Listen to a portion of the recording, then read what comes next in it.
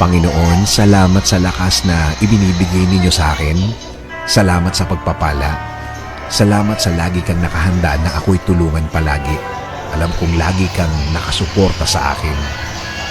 Kahit ang nasa harapan ko ngayon, ang mga nangyayari ngayon, ang mga problemang nasa buhay ko ngayon ay hindi ko maintindihan. Kahit na ang tingin ko sa sitwasyon ko ngayon ay napakagulo. Sa iyo pa rin ako aasa, sa iyo pa rin ako kakapit because you said in your word that you will always be there for me with a helping hand. As a father to me, I thank you, Lord.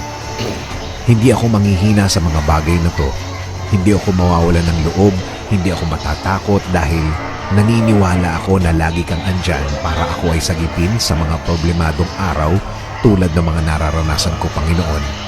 Alam ko, Lord, things will never be the same, na ang lahat ng ito'y magbabago, na ang lahat ng ito'y mabibigyan mo ng sagot, na ang lahat ng ito'y nasa harap ko lang na ikaw ay nagbibigay ng iyong blessings behind the scene. Dahil alam ko, Lord, na ako'y bahagi ng iyong plano. Plano para ako'y mapunta sa mabuti. Plano para mas mapaganda ang kinalalagyan ko. Plano para hindi ako masaktan. At plano na ikagaganda ng aking buhay, Panginoon. Sa iyo rin ako aasa, Panginoon, sa safety ng aking pamilya. Tuloy niyo po ang pagbibigay ng proteksyon at pagmamahal sa aking pamilya. Tuloy niyo po ang pagbibless sa kanila. At ang aming bayan, Panginoon, huwag niyo rin pong pabayaan ang aming bansa. Kayo na po ang mag-alaga sa amin at sa lahat ng aming kababayan. Patuloy kaming kakapit sa inyong pangako, Panginoon, na ibibless niyo po kami at ang aming bayan. Maniniwala kami na ang lahat ng inyong pangako ay mangyayari sa aming mga buhay. Itinataas po namin ang lahat sa inyo. Ang aming mga pangamba ay ibinibigay namin lahat sa inyo.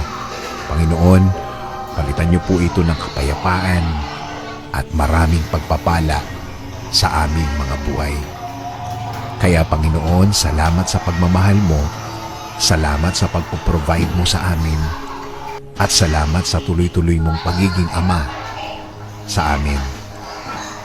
This is our prayer in Jesus' name. Amen.